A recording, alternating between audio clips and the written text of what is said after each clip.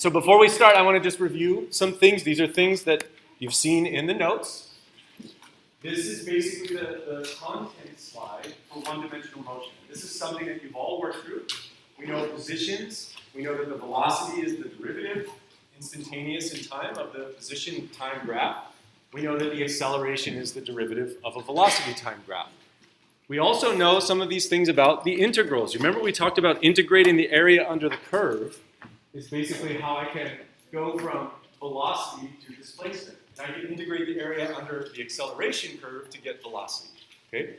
The other piece here, all of this is kind of summarized in these little graphs here, but basically there was a subset of things that we talked about which we call uniform motion. This is where there's a constant velocity. Okay? Everybody remember that? Everybody's like, yeah, of course, this is easy. Okay, let's try an easy one. Take 30 seconds. If this was on an exam, you want to burn this one out. There's no clickers. This is just for you. We're going to go through a handful, mark your answers, then we'll check back after we do 3 or 4. Okay? So take another maybe 20 seconds. Just write your answer down. Be ready to move on. Okay, 10 more seconds. This one is super easy, probably would not show up on an exam. Ready? Next one. Car on a road. Take about a minute. Make sure you think really carefully about what you're doing, what you recall, how to think.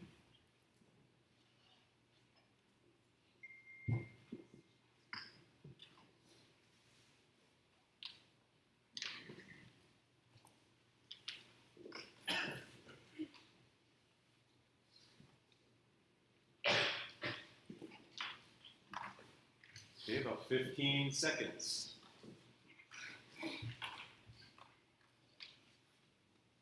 Okay,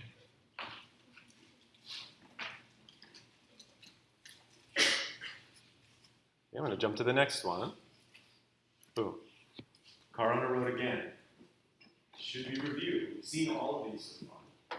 Take another minute. Make sure you work carefully. Get it right.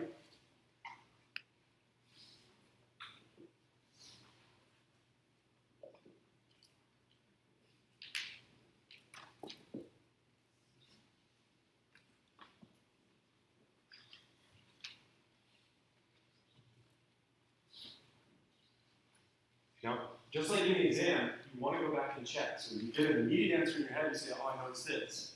Go back and prove it a different way. Right? Think of the problem in a different way. How can I show it? How can I write it differently to get the same answer? You have 30 more seconds to basically do that. In the exam, you'll be able to flip back and forth. So far, these are all these are soft ones. We're throwing them nice and easy. The exam will have none like this.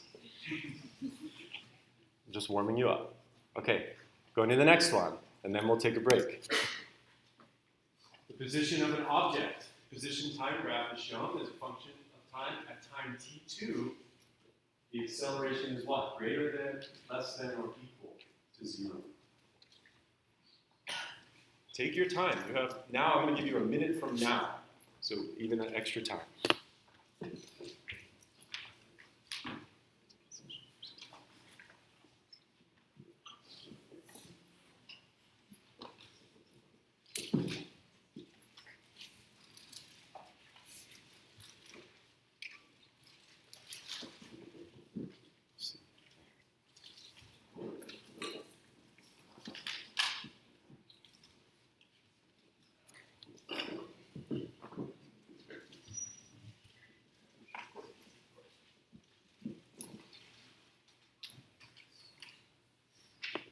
Okay, 20 more seconds.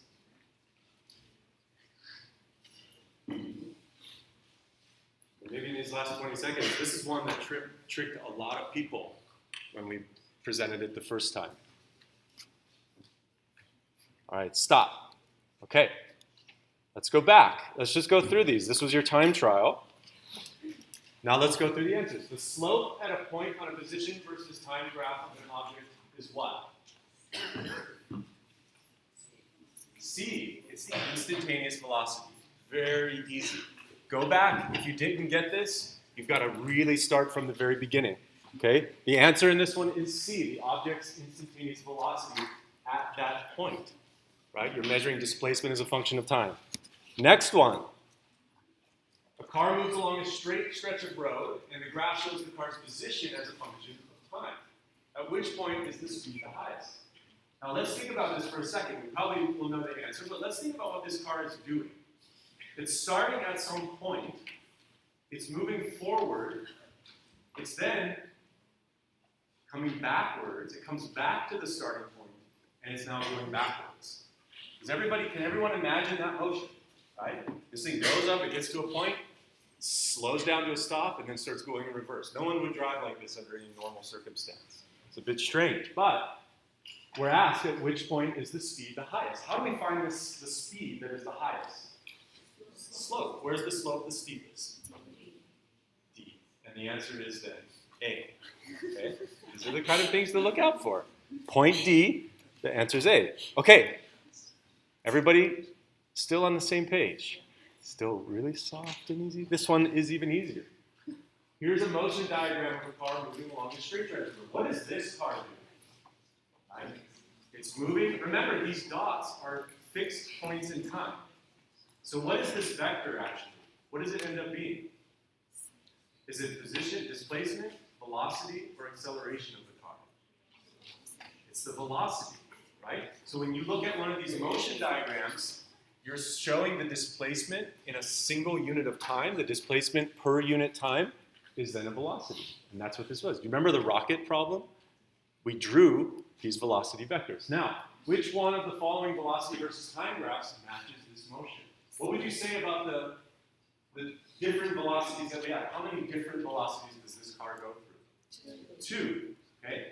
If I take a constant velocity, what does that give me? A flat line in the velocity time graph. Which one is it? C. Okay, good. We're doing like 100%. Now this one's the demon in the closet. The position of an object is x of t. It's this curve. It's not so much different than what we showed with the car. And I ask, at time t2, the acceleration is what? Right? Does anybody want to come down and draw this on the board? Let me do it for you. I'm going to move the clock. This is a reasonably difficult problem for an exam, right? This would not be a surprising problem on the exam. I'm going to draw the position, time.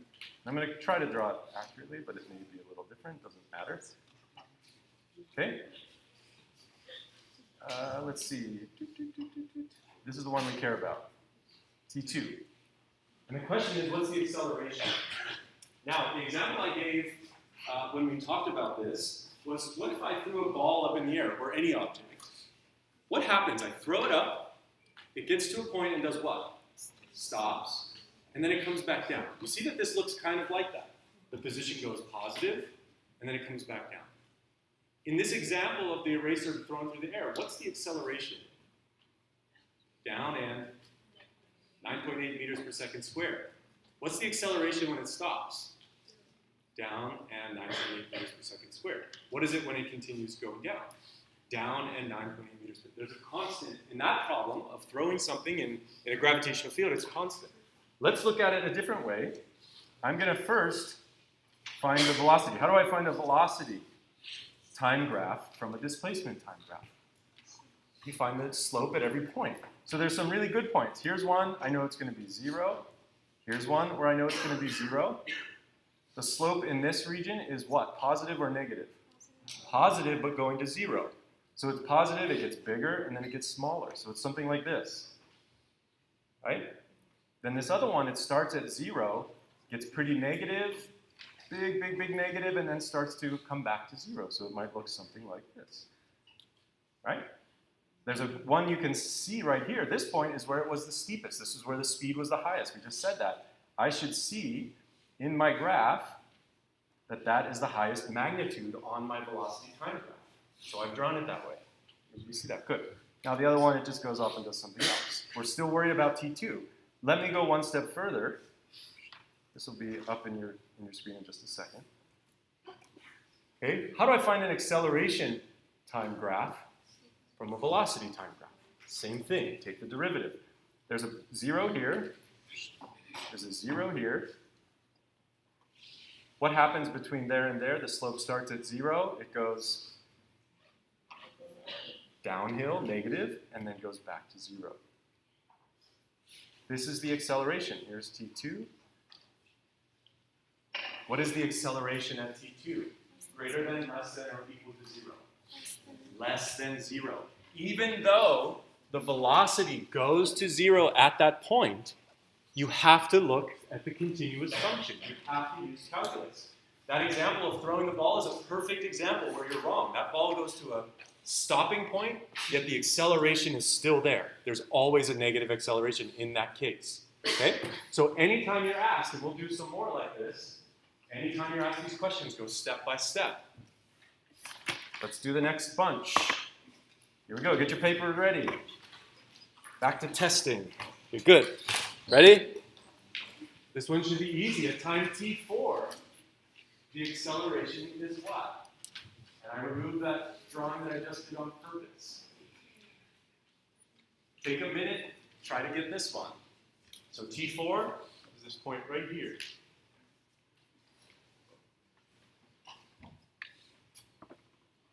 So take about 45 more seconds.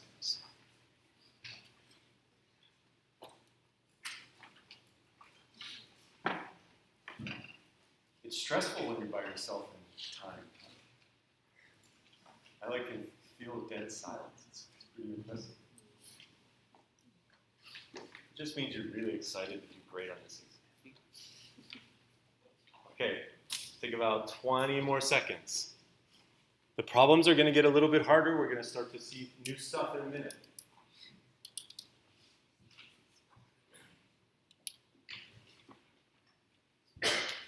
Okay, 5 more seconds, and then I'm just going to move on, and we'll come back to this one. Write your answer down. At time t1, what is the acceleration? If you did the previous problem, this shouldn't take you long, but I'll give you another minute. Go through, make sure you have it right, check it as many different ways as you can.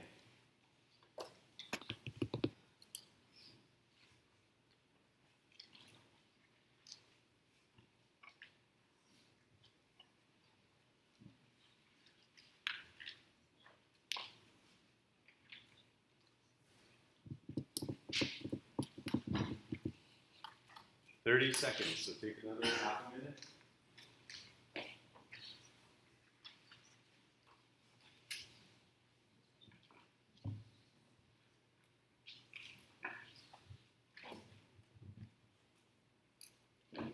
Seconds, and then we're going to move on. I think we're done with one-dimensional motion in 10 seconds, 6 seconds. Okay, write down your answer, save it for later, we'll come back. Vectors, here's a new topic. Okay, week 1, we did one-dimensional motion. Week 2, we introduced vectors, so we're already jumping into week 2. Remember, here are some properties of vectors. We practice this a lot. Vectors, the addition of vectors is commutative. They commute. A plus B is equal to B plus A, right? The order of that adding doesn't matter. Remember Samantha's law. What does Samantha's law tell us? Vectors can be broken apart, moved around. You can do whatever you want with them. We call this superposition. They are allowed to be superposition, okay? In this example, E plus F, when we add them, now you're all getting really good at this. You go from the tail to the head, tail to the head. The final sum is the one that connects from the beginning to the end. So from the tail of the first one to the head of the last one. On top of that, here's that commutation graphically, right? In an equation, I could write E plus F equals F plus E. Equivalently, I could draw it as a triangle, and you see that if I change the order of F plus E, I still get the same result in vector. So if you do your vector addition correctly, it doesn't matter what order. There's this thing called the parallelogram rule, which I don't use too much, but this is how we deal with triangles in a lot of the problems. It's actually, now that we know how to do this one's easy to think about. All it says is, if I put all my vectors from tip to head, I just draw a parallelogram, and the resultant goes to the opposite corner. You can learn it or not. It's just a strategy, gives you the same answer as the normal way. Here are some properties. You can multiply a vector by a scalar, or I can multiply it by -1. It just flips its sign. This was important when we talked about taking A minus B or E minus F. You can multiply it by mass, and that makes it a different type of vector, right? You've changed the dimensions of the vector. You can't compare. Remember we said you can't compare one type of vector and another if they have different units, different dimensions. Okay? The last thing is you can multiply it by numbers. If I take 5 times a vector, it's just 5 times as long. So even though I'm just drawing an arrow on the screen, there's a lot of information encoded in it. It's the length, which gives you the magnitude of the quantity that you care about, and the direction, which you can move the axes around to define that direction however you want, but relative directions are what become important. Okay? So you guys are really good at this. Let's start slow and easy.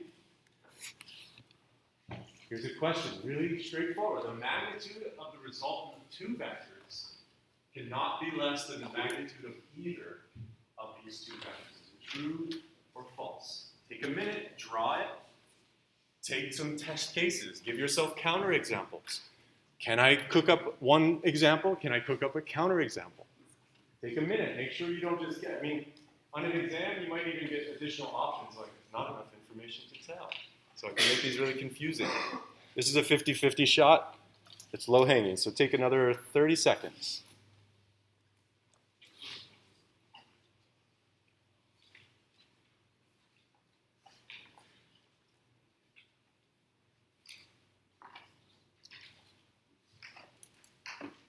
Okay, 15 seconds, we're going to move on. I think there's some more vector problems after this one.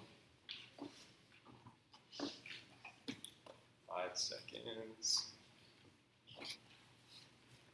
Okay, next, we'll come back. Oh, come on, this one's easy. Discussion question.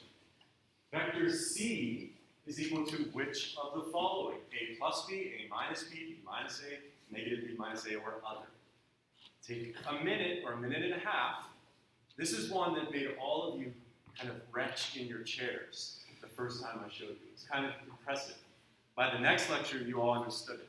So take some time, make sure you know exactly. Again, make drawings, double check yourself any different way you can possibly think of. Take one whole extra minute. I want you to really draw it out. Sit there and sketch, draw, make sure you get it right.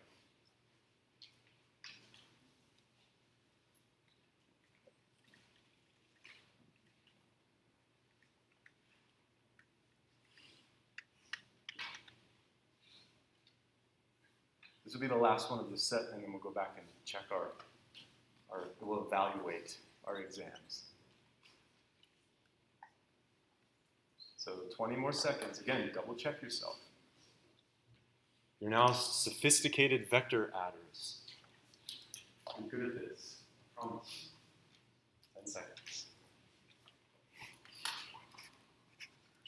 Write down an answer, A, B, C, D, or E, in 5 seconds, and then we'll go back. Okay, let's go. We're going to back up. Okay, we did this one. Here's the one we talked about. At time T4, the acceleration is, where's T4 on this one? Let me draw it on here really quickly. T4 is here-ish, which is here-ish, which is here-ish. If I look at that point, what does this say? Right here, the velocity was 0. The slope then became positive, and then went back to 0. What is the acceleration at that point? Positive. A is greater than 0. So at T4, the acceleration is positive. A. The next one. We did one that was negative, one that was positive. What's this one? There's one of each. Let's talk about it. It's not going to end up like that on an exam, but it just happens to be this way. The question is, at T1, what do we say about the acceleration? Look at this graph.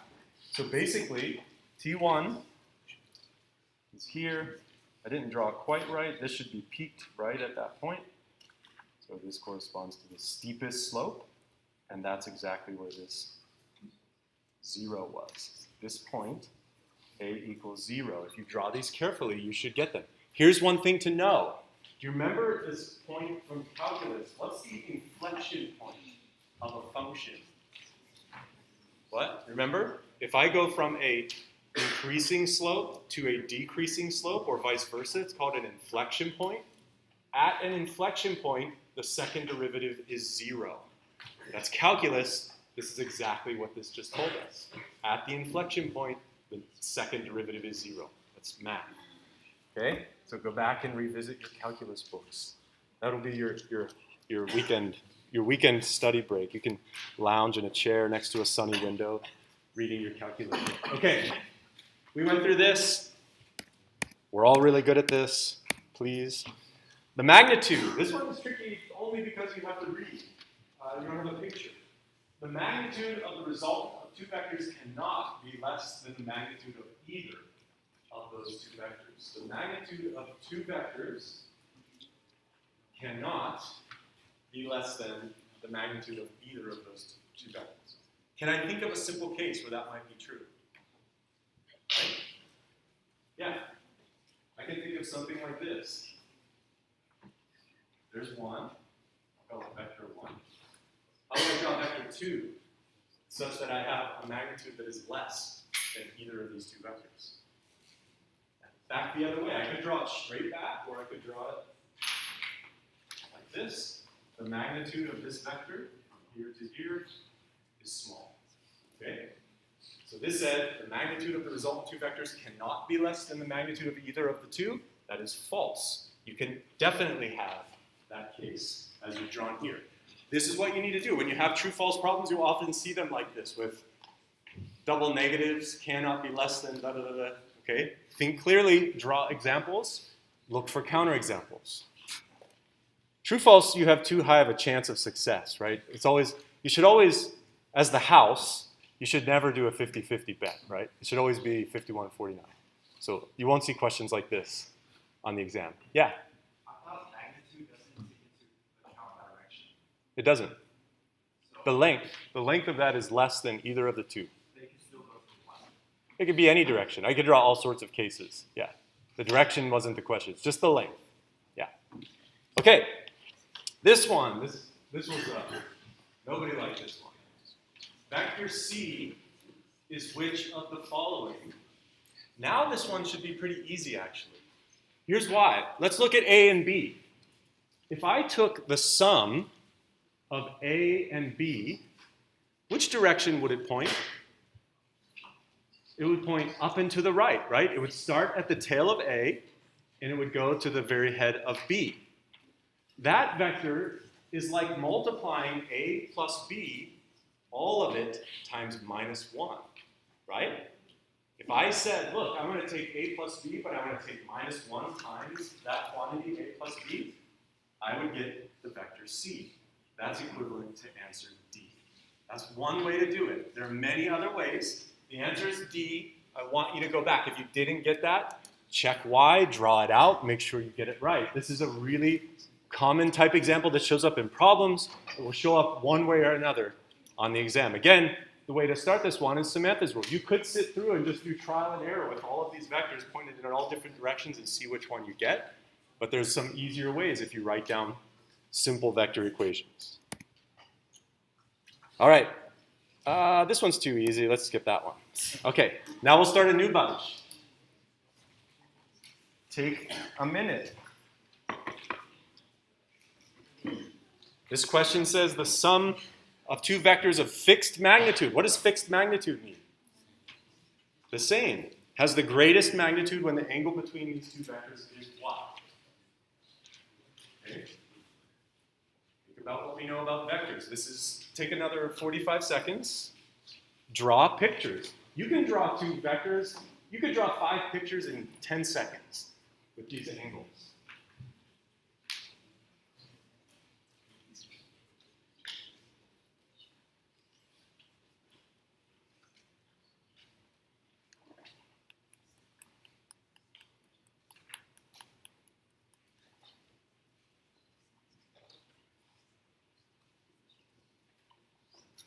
Take 15 more seconds.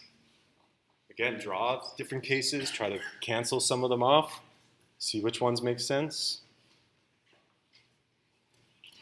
And we're going to move on. We'll come back to this one. This will be the start of this bunch. Oh, this one. Okay. Now we've taken this idea of vector addition or vector subtraction, and we've just glued some physics to it, so it tells a little weird story. This is the story of calculus.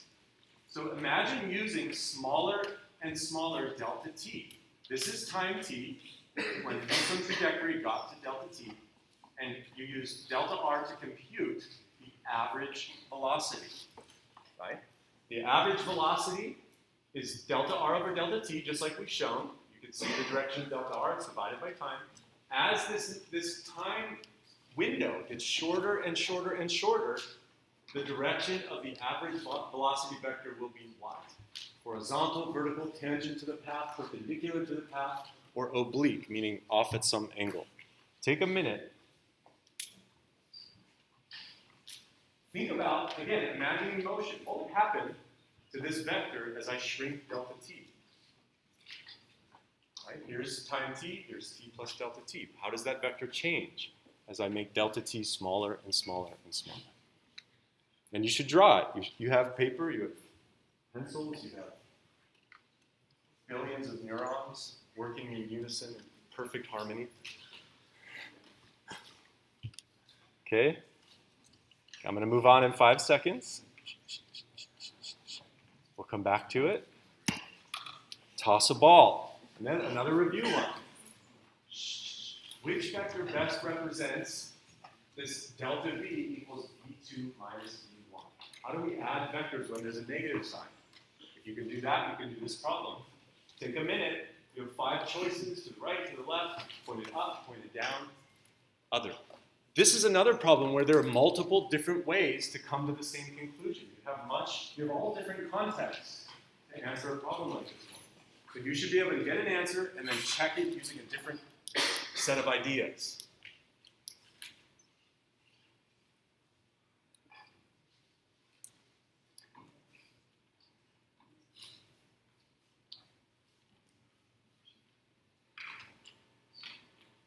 We're going to hit a hard one pretty soon.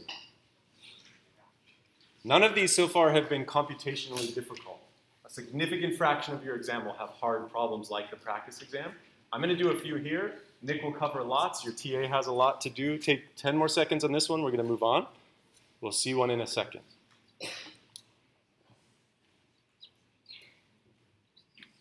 Okay, next. Just a new topic, uniform circular motion.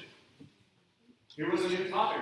We went from basically one-dimensional motion, we started working in two-dimensional motion with this idea of uniform circular motion. The speed stays constant throughout, and we can determine all sorts of different things, but here it basically looks like what we just went through. The trajectory is a circular path. The vector is always tangent to the circle. Here's v plus t plus delta t, and you can ask, how do you determine the instantaneous acceleration? And we had to do it this way. According to this diagram, the change in velocity is in which direction? Should look familiar. Again, it's just a new piece of physics. We're talking some new context, but the basic computation is identical. Take another 30 seconds from now.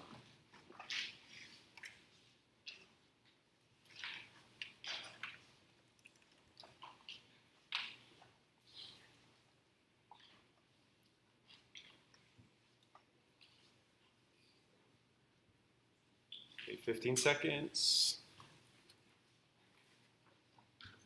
Now the fun ones are going to start to begin after this. So we're going to go forward. We'll go back all the way. So keep your answers in front of you. Here we go. I'm going to skip this one. You can see it in your notes. You can look at it at the lecture. I probably wouldn't put a problem like this on the test because I've already done it, but you can practice it. Here's a good one. Okay.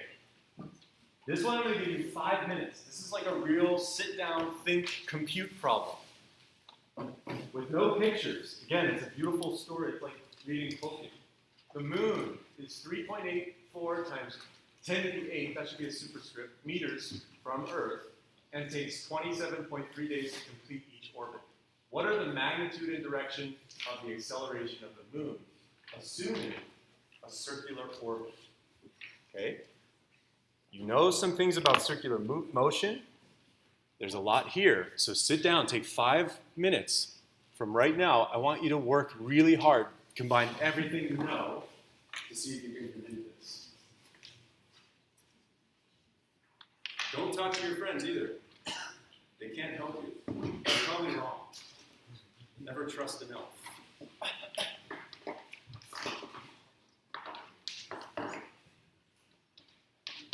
When you're doing that, I want to show you something really cool.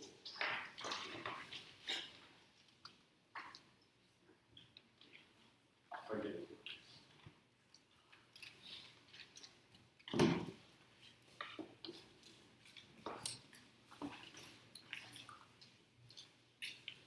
Just ignore me.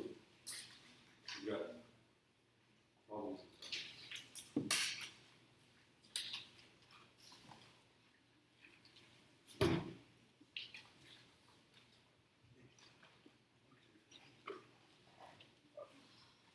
I just need you to hold on.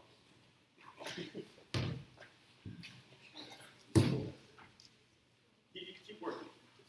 They know more.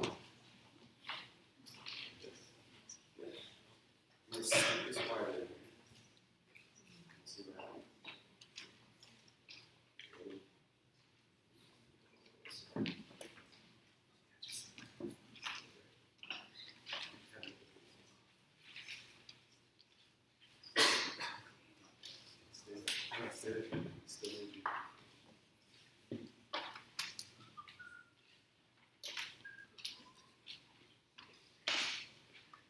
We have about 3 more minutes.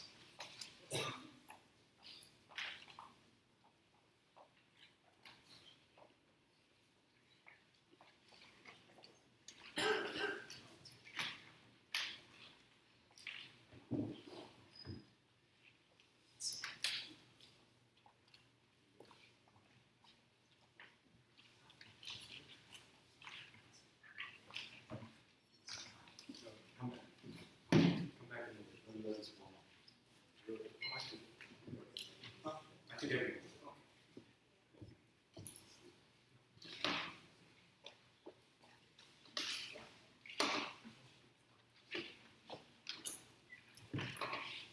So we still have about 3 minutes, a little less.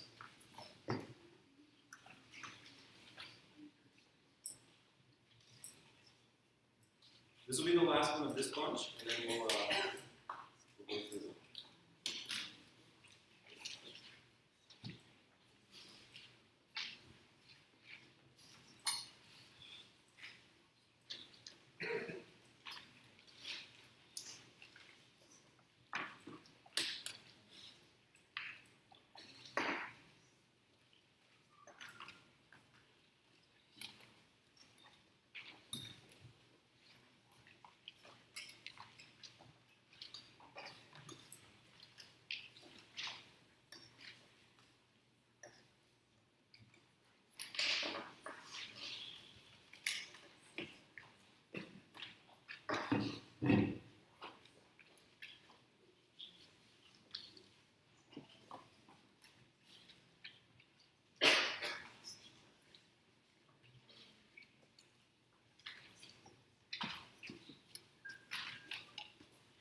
Okay, 2 minutes. I'm going to stop at the 48 mark. And we're going to go back through and we'll check some of these as we go.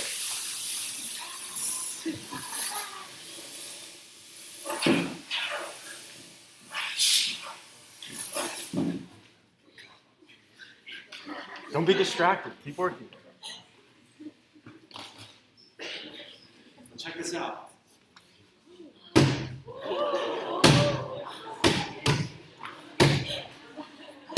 Look at that one.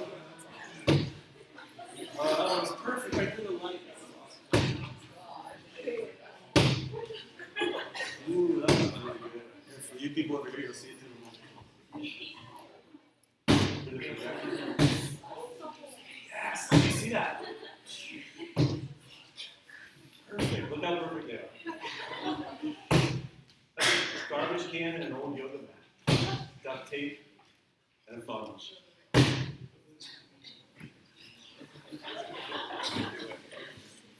It's called a toroidal vortex. You'll learn about it later. Okay, Let's stop. Okay, we got to go back. We have a lot to do. We've got some mood lighting. It's like we're at a concert. Okay, let's go back. We got to take a few steps back. This one. The sum of two vectors of fixed magnitude has the greatest magnitude when the angle between these two vectors is what? I have two vectors. They're the same magnitude.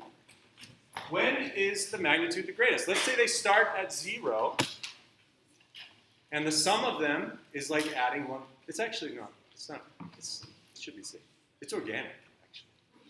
Yeah, it's organic fog machine fog. Non-toxic, organic, gluten-free. Okay, I take two vectors, and they're pointed with one another at 0 degrees. They add up. The magnitude you get is 2 times the length of that vector. If I then take an angle, what happens? Does it get bigger or smaller? The sum of the two. Smaller, right? The sum gets smaller. If I keep getting bigger and bigger, it gets smaller and smaller until it becomes negative. And you get the magnitude is negative, but equivalent. So when I ask, the sum of two vectors is fixed magnitude has the greatest magnitude when the angle between these two vectors is 0. Two vectors added right in line is as big as it gets. Okay? Let's go to the next one. This one we've done so many times. What's the answer? C, tangent to the path. The velocity vector will make a tangent to the path. This one looks very similar. All I'm doing here is taking v2 minus v1. How do we take a subtraction?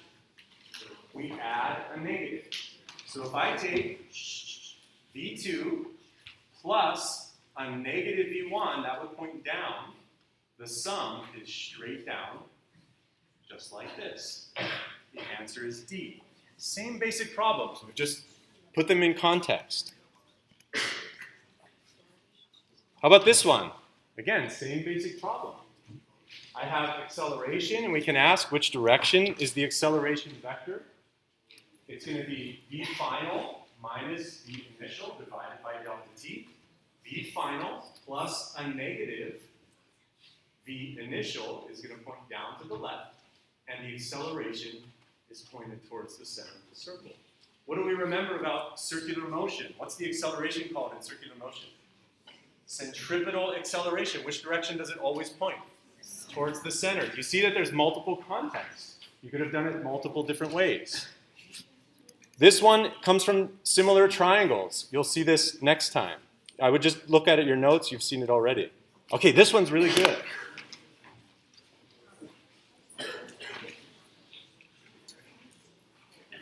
I'm not going to solve this one completely, but I'm going to show you how to do it.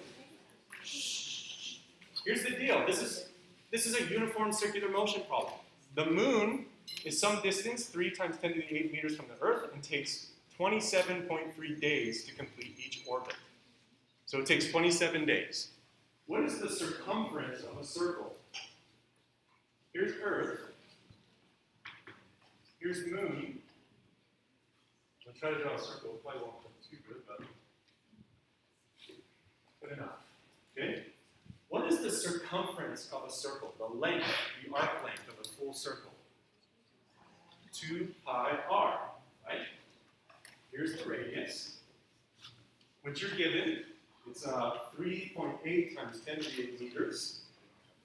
It takes, what's the length of this line? The circle. The length is 2 pi r. Okay? It takes how many days to get 2 pi r?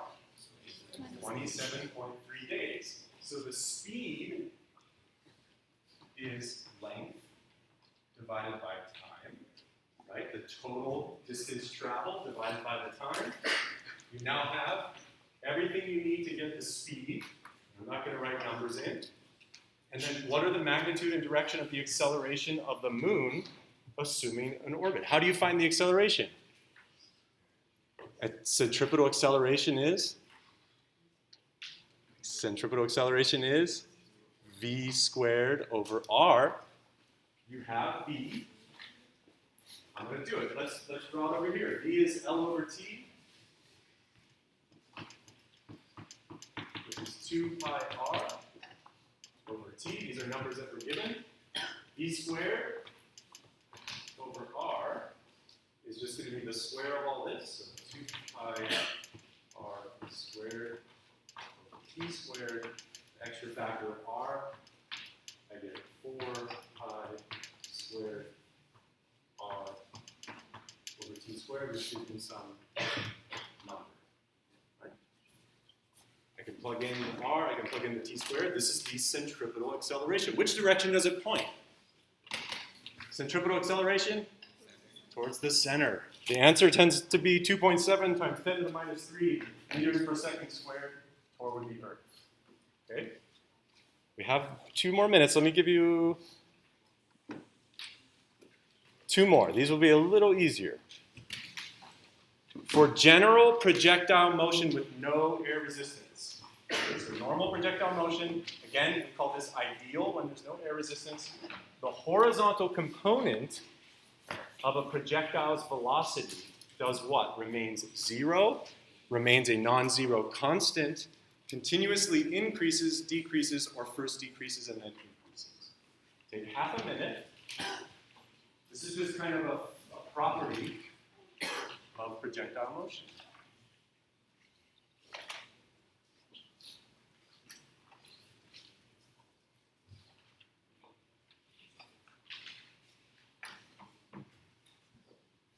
Take 15 more seconds. Again, think of cases, counterpoints. Try to make sure you get it right.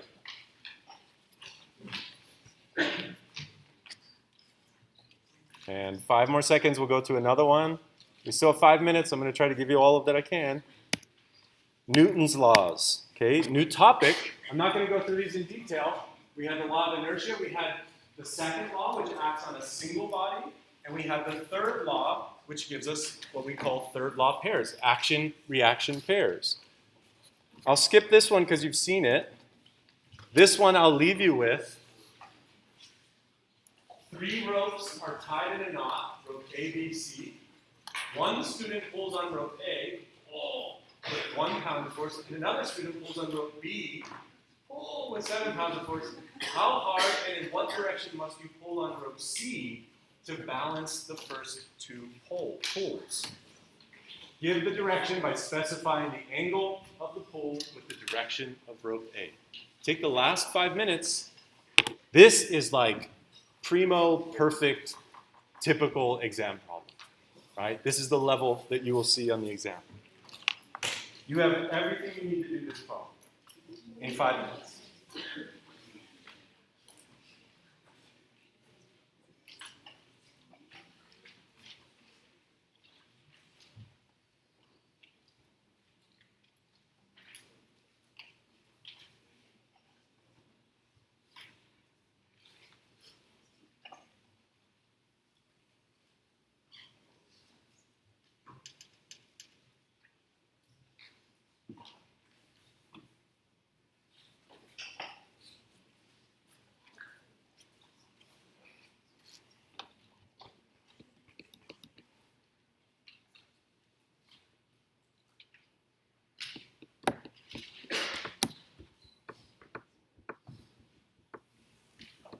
Try to compute it. If you have a computer in front of you, it means you have a calculator in front of you. So try to get an actual number. Again, 17 problems. Give it 5 minutes each. You're already pretty much in an hour.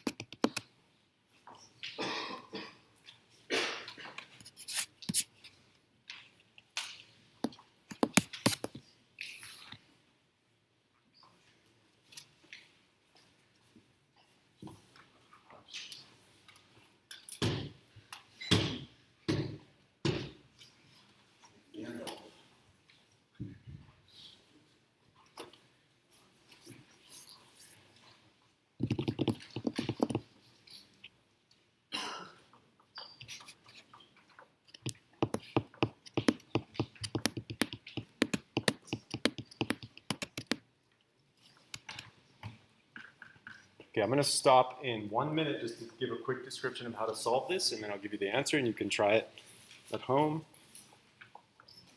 Again, this is a really typical common exam type problem.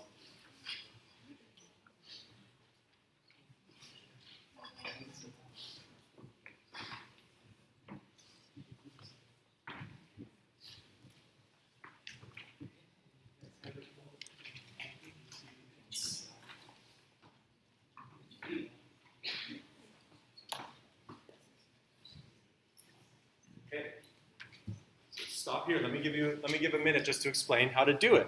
Let me go back one really quick, just to do the other one. For a general projectile motion with no air resistance, the horizontal component of the projectile's velocity does what? It remains a non-zero constant, right? If it's not some value, it's not 2D motion, it's 1D motion, right? It has to be a non-zero constant. We did some stuff here. This one you've seen, you can work on it. Here's how this one works. Basically it says, how hard and in what direction must you pull to balance the first two pulls? If you're all three balanced, does the point in the middle accelerate? Acceleration is 0.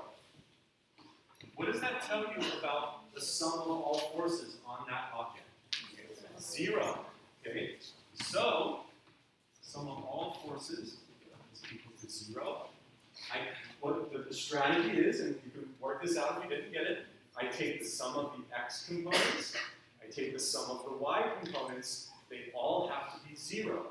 There's an x component here, a cosine of 0 is just a. There's another one here, b cosine of theta is the x direction. It gives you a minus sign because it's greater than 90. Do the math. This one, you can choose your angle however you want. Just make sure that you do it correctly. When you take the sum of the x and the y components, you end up with an angle. Here's the answer, 6.6 pounds at 68 degrees clockwise for road